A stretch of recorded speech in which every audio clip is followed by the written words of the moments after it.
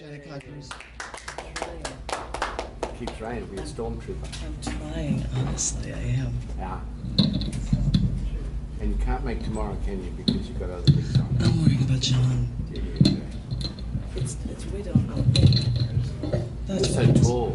I know, I'm tall. Tall people. That's my problem, yes. It's not a problem. We have to look up to you.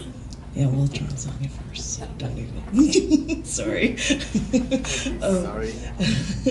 I was going to read 2 more from this book, Oeuvre, because I hopefully will have this together and be able to pull off an audio CD from Oeuvre. I think I surprised John when I took this picture, because I was in Austria in a hotel and I was wearing nothing. But I'm like, no, it's a digital shot. I'll make sure nothing is seen, so it'll be fine. One is about breaking up of a relationship, and one is about more positive things, and then a new poem. Well, I'll start with the down one. This one is called Leather Jacket. At 5:30 in the morning, I sat on the bench, straining to swallow the tears, and you raced to get your luggage together before stepping onto the bus. My mind wandered to the candles, the roses, the pizza, and all I could think was that the best chapter of my meager life was coming to a pathetic end. I looked at you in your leather jacket, and you took my hand and led me to dance. I really didn't mean to, but I couldn't help but cry, for the idea of our last dance destroyed me. Then the bus drove away. I dreamt that you came back and said that you wouldn't leave, but as the bus lights faded away in the morning fog, I turned the corner. I fell to the ground, screaming and crying.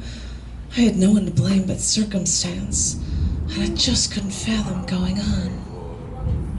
Oh, what you do?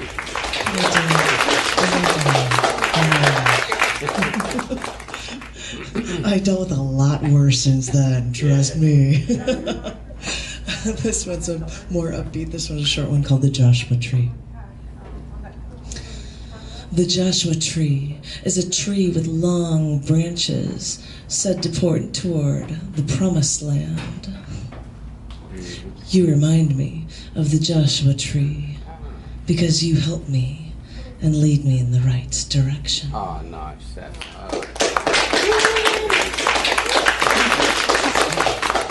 This is a poem I wrote yesterday because I read news of a peace protester imprisoned who died in prison.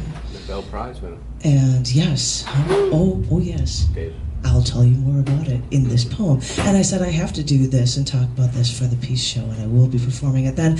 And I have this new book with a word that was made up called Pharaoh memes. Because you should be attracted to my ideas and words, I guess. But so I'm working to cram that one in for my show poems, edition of Pharaoh memes. This is a poem that I just wrote, and it's called "Protecting Peace Can Put You in Prison."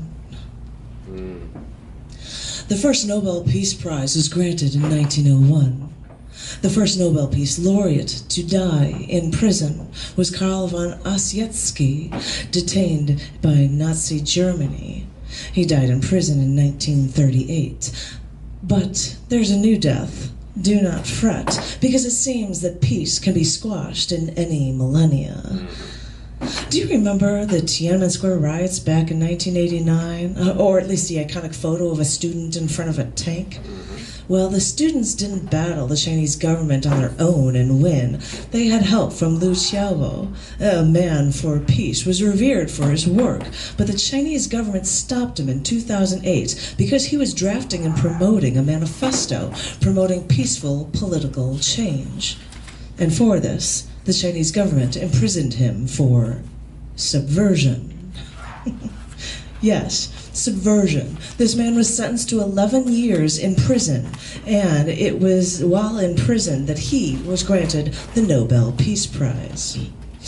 During the Oslo Awards ceremony, they left an empty chair for their imprisoned man of honor.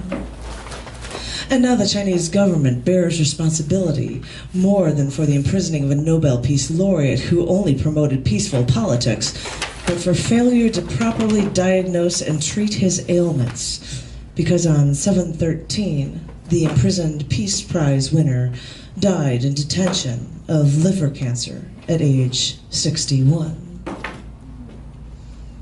And sure, we could look around the room and think we are nice to other people, and we respect other people. And we may think, as we look around, that other people feel the same way toward us. And it's wonderful to just surround yourself with people like you, who think like you, who cushion you from anyone who may think differently. Because when you stay in your bubble, everything seems fine.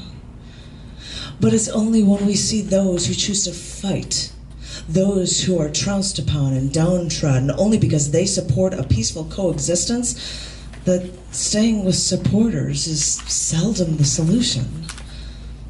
Peace with ones you choose to know is one thing.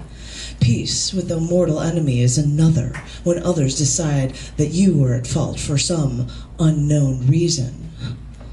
So maybe the key to promoting peace is not to share your ideas with those like-minded souls you're near, but to find the people least like you, religiously, racially, politically, and just extend your hand in peace, and then see who will take your hand. Yeah, good. Thank you.